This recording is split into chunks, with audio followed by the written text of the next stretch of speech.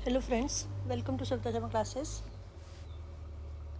Hello students, जो भी students second year या फाइनल ईयर में हैं या फिर ऐसे स्टूडेंट्स जो ग्रेजुएशन कर चुके हैं, क्या आपने कभी सोचा है कि आप ग्रेजुएशन या पोस्ट ग्रेजुएशन के बाद अपनी एजुकेशन कंप्लीट करने के बाद कौन सा करियर अडॉप्ट करना चाहेंगे, किस लाइन में जाना चाहेंगे अपना प्रोफेशनली?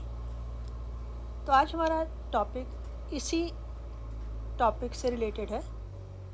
आज मैं बात कर रही हूँ बैंकिंग एग्जामिनेशंस की, यानी कि अगर आप बैंक सेक्टर में जाना चाहते हैं तो उसमें जिस तरह के भी कम्पिटिटिव एग्ज़ाम्स होते हैं उनमें इंग्लिश सेक्शन काफ़ी इम्पॉर्टेंट रहता है, इंग्लिश का काफ़ी रोल रहता है लैंग्वेज का। तो आपने उसकी तैयारी कैसे करनी है इन केस आपने ये डिसाइड किया कि आप बैंकिंग लाइन में अपना करियर बनाना चाहते हो। तो मैं जो बिगिनर्स हैं उनको ये बता दूं कि बैंकिंग क्षेत्र में पीओ की पोस्ट निकलती हैं, पीओ मीन प्रोबेशनरी ऑफिसर्स, या क्लरिकल पोस्ट निकलती हैं। और ज़्यादातर ऐसी पोस्ट जो हैं वो ऑल इंडिया लेवल पर कौन कंडक्ट करवाता है, वो है IBPS। IBPS meaning institute of banking personal selection. तो इसके अंडर बहुत से बैंक्स आते हैं गवर्नमेंट सेक्टर के, उनकी चाहे पीओ की पोस्ट हो चाहे क्लरिकल पोस्ट हो, इवन रीजनल रूरल बैंक्स जिसको RRB कहा जाता है, जैसे आपका हिमाचल ग्रामीण बैंक हिमाचल में, जो भी रूरल बैंक्स हैं उनके लिए भी क्लरिकल पोस्ट के लिए IBPS अपने एग्ज़ाम कंडक्ट करवाता है। और SBI जो मेन गवर्नमेंट सेक्टर का बैंक है वो अलग से अपनी एक एग्ज़ाम करवाता है अपने रिक्रूटमेंट के लिए। तो चाहे वो IBPS हो चाहे वो SBI हो, उसकी पीओ की पोस्ट हो, क्लरिकल पोस्ट हो या RRB की पोस्ट हो, जनरल पैटर्न लगभग सेम रहता है। तो यहाँ पर हम इंट्रोडक्टरी लेक्चर में ये डिस्कस करने वाले हैं कि क्या एग्ज़ाम पैटर्न रहता है, इंग्लिश का उसमें क्या रोल रहता है, और कौन से टॉपिक्स को आपको मास्टरी करनी होगी अगर आप इस एग्ज़ाम को क्रैक करना चाहते हैं। तो फॉर एग्ज़ाम्पल अगर हम बात करें IBPS PO के एग्ज़ाम की, तो उसमें 3 लेवल्स होते हैं। सबसे पहले प्रिलिमिनरी एग्ज़ामिनेशन होता है, ये क्वालिफाइंग एग्ज़ाम होता है। इसके मार्क्स मेंस में ऐड नहीं होते हैं, लेकिन इसमें आप वेटेज देखें इंग्लिश का, आपका एक ही क्वेश्चन पेपर होता है, ऑब्जेक्टिव टाइप होता है, उसमें इंग्लिश 30 मार्क्स की आती है, क्वांटिटेटिव एप्टीट्यूड 35 मार्क्स का होता है और रीजनिंग एबिलिटी 35 मार्क्स की होती है। तो टोटल जो होता है 100 मार्क्स का पेपर ऑब्जेक्टिव टाइप। तो देखिए उसमें इंग्लिश का रोल है 30 मार्क्स का। इसी तरह से सेकंड पेपर होता है मेंस का, मेंस एग्जामिनेशन। मैं बात कर रही हूँ IBPS PO की एग्ज़ाम्पल के तौर पर। इसमें क्या क्या आता है, कंप्यूटर एप्टीट्यूड वो 60 मार्क्स का, general economy banking awareness 40 marks की, इंग्लिश लैंग्वेज 40 मार्क्स की, data analysis and interpretation 60 marks का। तो ये 200 मार्क्स का क्वेश्चन है, इस क्वेश्चन पेपर है। इसमें 40 मार्क्स आपके इंग्लिश लैंग्वेज को दिए गए हैं। और इसमें एक और पेपर होता है डिस्क्रिप्टिव पेपर, जो स्पेशली इंग्लिश लैंग्वेज पर ही बेस्ड है। उसमें लेटर राइटिंग और एसे राइटिंग आती है जो कि 25 मार्क्स की होती है। और थर्ड लेवल होता है इंटरव्यूज़ का। तो आपको मालूम है कि इंटरव्यू में भी चाहे वो स्पोकन इंग्लिश की बात करें या फिर इवन जो क्वेश्चंस इंटरव्यू में पूछे जाते हैं उसमें भी कुछ क्वेश्चंस इंग्लिश लैंग्वेज पे हो सकते हैं। तो इस तरह से आप देख सकते हैं एक एक पेपर का एग्जांपल लेकर कि बैंकिंग एग्ज़ाम में इंग्लिश लैंग्वेज कितना इम्पॉर्टेंट रोल प्ले करती है। और मैं आपको ये भी बता दूं कि मैथ्स और डेटा एनालिसिस वगैरह उसमें ज़्यादातर स्टूडेंट्स के मार्क्स एक जैसे ही होते हैं। तो जो स्टूडेंट का एडवांटेज होता है वो GK जनरल अवेयरनेस और इंग्लिश में होता है। अगर इंग्लिश और GK आप अच्छे मार्क्स ले जाते हैं तो आपकी सिलेक्शन काफ़ी श्योर शॉट हो जाती है।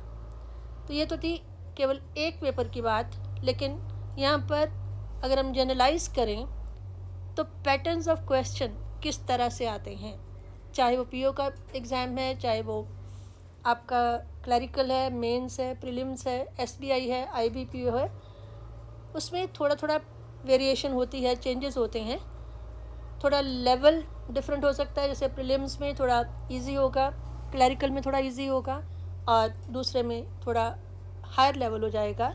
तो जब हम आगे अपनी वीडियोस बनाएंगे तो वहाँ पर मैं थोड़ा सा हायर लेवल तक जाऊँगी, ताकि आप पीओ के एग्ज़ाम की तैयारी करें, तो फिर अगर क्लरिकल में भी आपने एग्ज़ाम देना हो तो वहाँ भी आपको कोई परेशानी ना हो। तो पैटर्न्स में किस तरह के क्वेश्चन पूछे जाते हैं वो बताती हूँ। एक आता है रीडिंग कम्प्रिहेंशन। ये तो आप खुश हो जाएंगे कि रीडिंग कम्प्रिहेंशन तो हमने स्कूल लेवल से ही स्टार्ट कर दिया था, लेकिन यहाँ पर लेवल थोड़ा सा हायर होगा। इसमें 3 तरह के क्वेश्चन पूछे जाते हैं रीडिंग कम्प्रिहेंशन में। एक होते हैं पैराग्राफ बेस्ड क्वेश्चंस, जो आंसर आपको आसानी से पैराग्राफ में डायरेक्टली मिल जाते हैं, जैसा कि आपके स्कूल एग्ज़ाम में होता था या इवन कॉलेज में। सेकंड लेवल होता है इन्फ्रेंस बेस्ड क्वेश्चंस। इन्फ्रेंस होता है फाइंडिंग द हिडन मीनिंग, कि राइटर का अभिप्राय क्या है, राइटर कहना क्या चाहता है, reading in between the lines. तो ये लेवल थोड़ा सा टफ होता है। उसके बाद थर्ड होता है वोकेबलरी बेस्ड क्वेश्चंस। वोकेबलरी में वर्ड मीनिंग आते हैं, फ्रेजेस आते हैं, एंटोनिम्स, सिनोनिम्स आते हैं। तो इस तरह से वो हम आगे डिस्कस करेंगे। 2-3 क्वेश्चन रीडिंग कम्प्रिहेंशन में वोकैब बेस्ड भी आते हैं। सेकंड कैटेगरी ऑफ क्वेश्चन होती है फिलर्स।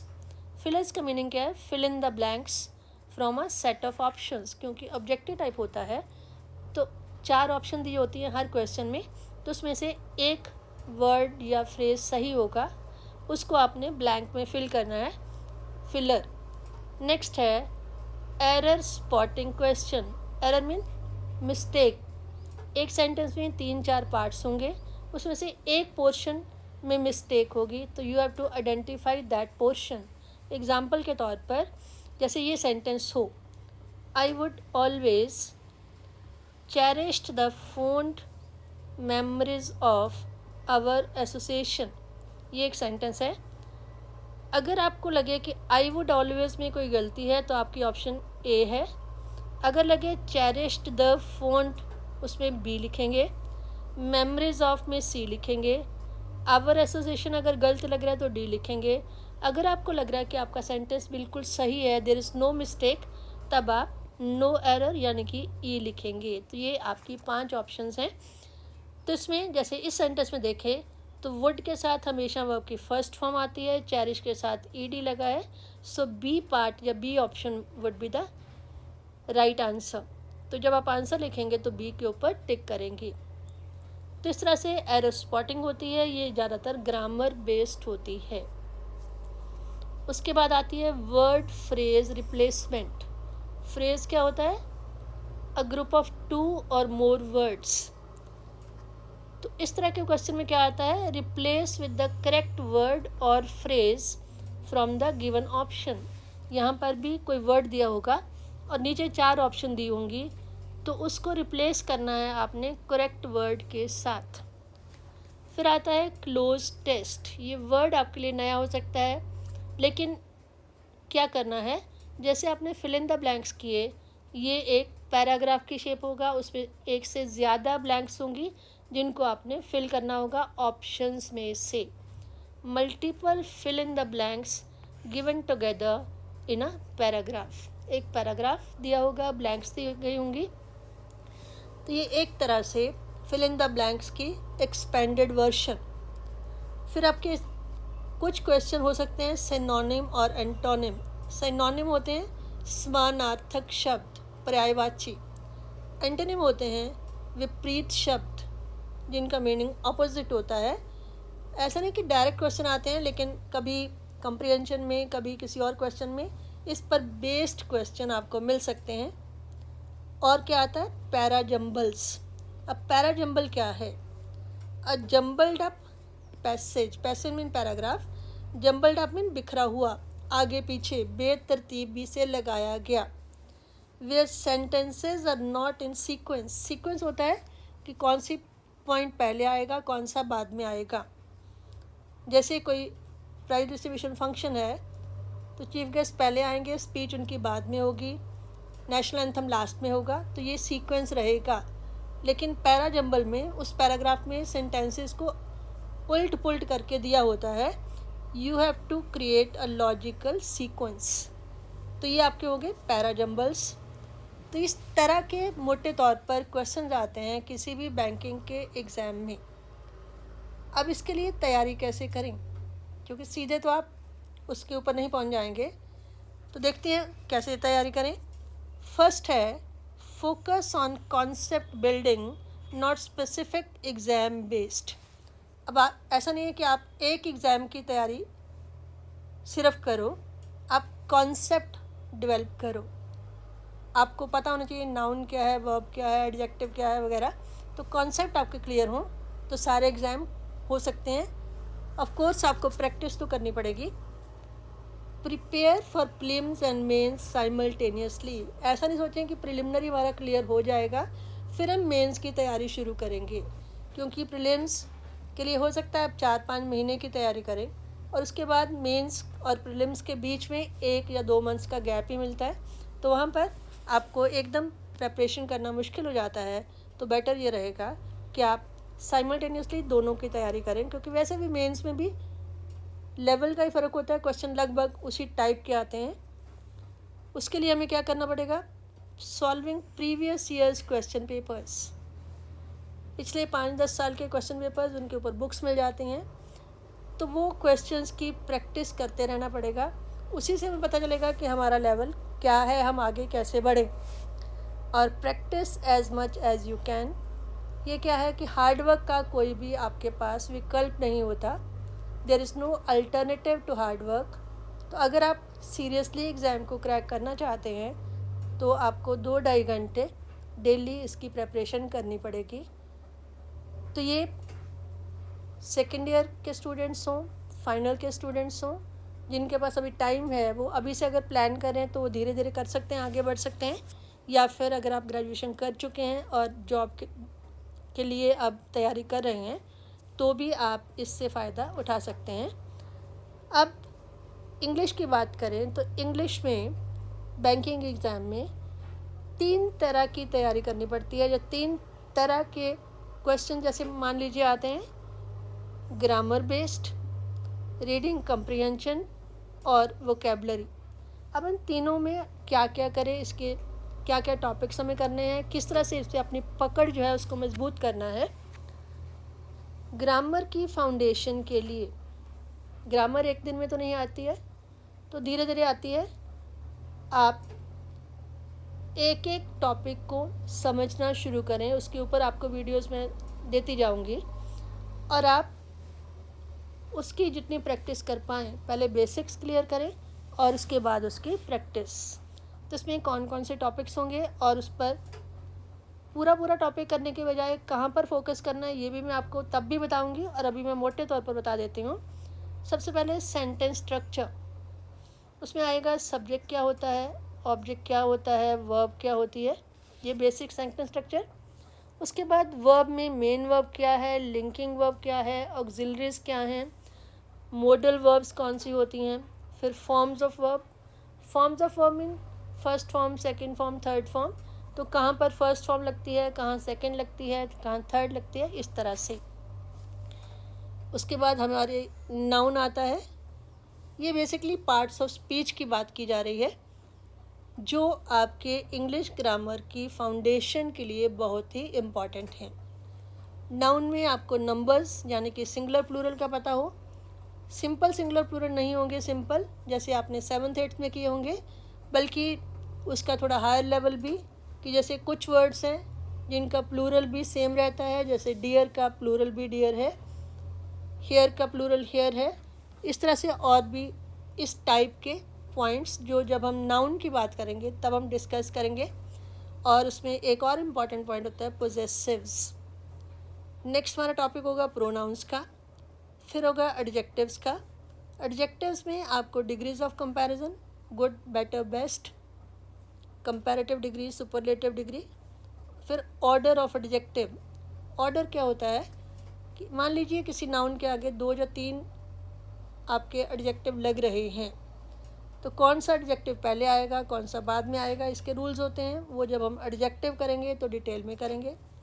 फिर बारी आती है एडवर्ब की। एडवर्ब में एडवर्ब का फंक्शन क्या होता है, और इसमें इन्वर्शन। इन्वर्जन क्या होता है, पोजीशन को इन्वर्ट कर देना, चेंज कर देना। आमतौर पर सेंटेंस के लास्ट में एडवर्ब आता है, लेकिन कई बार किसी पॉइंट पर फोकस करने के लिए, एम्फेसाइज करने के लिए हम उसको सबसे पहले ले आते हैं, तो उसको हम बोलते हैं इन्वर्शन। तो इसमें आप टेंशन मत लीजिए, जब भी हम टॉपिक डिस्कस करेंगे एडवर्ब पे अलग से वीडियो आएगी, तब ये पॉइंट्स आपको पूरी डिटेल में पता चल जाएंगे। उसके बाद होती है कंजंक्शन, कनेक्टिव वर्ड। उसमें भी फंक्शन क्या होता है और इम्पॉर्टेंट क्या होगा, को रिलेटिव कंजंक्शन। को रिलेटिव जो 2 पेयर्स में आते हैं वर्ड्स, जैसे neither nor, not only but also, so as, lest, should, इस तरह से कंजंक्शन। फिर आती है प्रेपोजिशन। तो प्रेपोजिशन में एग्जामिनेशन पॉइंट ऑफ व्यू से प्लेसमेंट ज़्यादा इम्पॉर्टेंट है, जैसे in, on, into, on to, etcetera. तो ये आपके आए बेसिकली पार्ट्स ऑफ स्पीच। और जो बहुत इम्पॉर्टेंट है आपकी ग्रामर के लिए वो है टेंसेस। टेंसेस की स्ट्रक्चर, टेंस के टाइप्स और टेंस का यूसेज।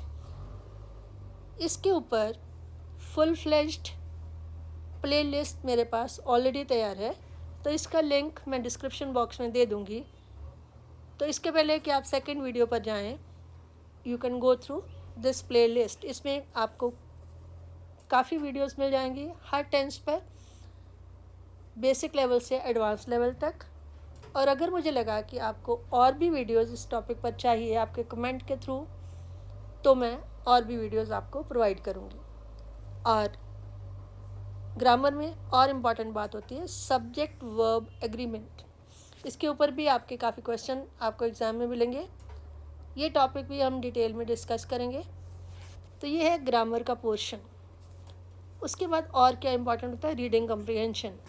अब रीडिंग कम्प्रिहेंशन की तैयारी कैसे करें, एक तो है कि प्रैक्टिस करनी ही पड़ेगी, लेकिन उसके पहले और क्या करना है, आप एक हैबिट बना लें। अगर आपने ये मन में ठान लिया कि मैंने बैंकिंग या इवन किसी भी कम्पिटिटिव एग्ज़ाम में जाना है, पार्टिसिपेट करना है, उसको क्रैक करना है, तो आप इंग्लिश लैंग्वेज के लिए हैबिट बना लें कि डेली कोई भी इंग्लिश का न्यूज़पेपर ले लें, जो भी आपके घर में आता है। अगर घर में नहीं आता है तो कोई लगवा लें, या फिर अपने कॉलेज के लाइब्रेरी में अगर पॉसिबल हो तो, चाहे वो द ट्रिब्यून हो, इंडियन एक्सप्रेस हो, द हिंदू हो, कोई भी, उसमें से एक आर्टिकल उठाएं, कोई भी, एडिटोरियल भी ले सकते हैं, दूसरा भी कोई ले सकते हैं।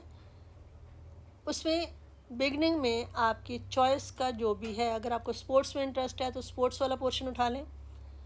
अगर न्यूज़पेपर में इंटरेस्ट अभी नहीं बन रहा है तो कोई भी स्टोरी रीडिंग शुरू कर दें, कोई नॉवल पढ़ना शुरू कर दें, कोई मैगज़ीन देखना शुरू कर दें, लेकिन कहीं ना कहीं से डेली एक पैराग्राफ, एक आर्टिकल लें और उसको पढ़ें भी बड़ी फास्ट रीडिंग से, एक क्विक रीडिंग, और उसके बाद उसको एनालाइज करने की कोशिश करें कि उसमें राइटर ने क्या कहने की कोशिश की है। तो ये होगा आपके रीडिंग कम्प्रिहेंशन के लिए। और नेक्स्ट होता है vocabulary. Vocabulary mean word meaning, antonym, synonym, words, phrases. तो उसके लिए आपने क्या करना है, जिस तरह से रीडिंग कम्प्रिहेंशन के लिए डेली आपने एक आर्टिकल पढ़ने की हैबिट बनानी है, इसी तरह से कहीं से भी, जैसे मान लो उसी पैराग्राफ में से ही आपको कोई 10 वर्ड आपने चुनने हैं जो आपको नहीं आते, आपने नए देखे हैं, या फिर अगर वो पैराग्राफ को सारा आता है तो डिक्शनरी उठा लें, वहाँ से देख लें, कोई 10 नए वर्ड डेली लें और कुछ दिनों के बाद उसको रिवाइज भी करें और उन्हीं वर्ड्स को यूसेज, उनको सेंटेंसेस में यूज़ करना भी शुरू करें। उससे भी आपकी वोकेबलरी बढ़ेगी। एक दिन में 25-30 वर्ड नहीं चाहिए, ओनली 10 वर्ड्स, लेकिन वो वर्ड्स जो बार बार आपके दिमाग में आते जाएं और आप उनको यूज़ करने की प्रैक्टिस करते रहें दिमाग में। और इसके लिए रूट वर्ड्स होते हैं, पूरी लैंग्वेज में लगभग 200 से 250 रूट वर्ड्स हैं, उन्हीं से आगे और वर्ड्स बनते हैं। तो इनको भी बीच बीच में मैं वीडियोस में आपको डिस्कस करती रहूँगी, तो इससे भी आपकी वोकैबुलरी बिल्डअप हो सकती है।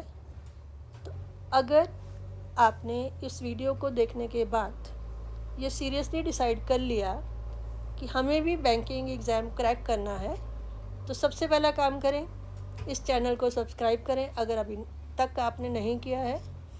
और जैसे ही मेरी वीडियो आती है कोई भी, तो आप उसको पढ़ें, और जो भी आपको डिफ़िकल्टी आती है कमेंट बॉक्स में मुझे लिख कर भेजें। तो हम आज से ही फाउंडेशन कोर्स स्टार्ट कर देते हैं, जिससे आपकी इंग्लिश कम से कम कवर हो जाएगी। और होपफुली आपका मन अगर अभी तक नहीं भी बना था तो आप मन बना लेंगे, और अगर ऑलरेडी आप इसी मूड में हैं तो मेरे को पूरा विश्वास है कि मेरी वीडियो से आपको काफ़ी लाभ मिलने वाला है। सो अपने फ्रेंड्स में भी ये बात शेयर करें, मेरी वीडियोस को शेयर करें, और अगर कोई चीज़ अच्छी लगे तो लाइक करें। Thank you.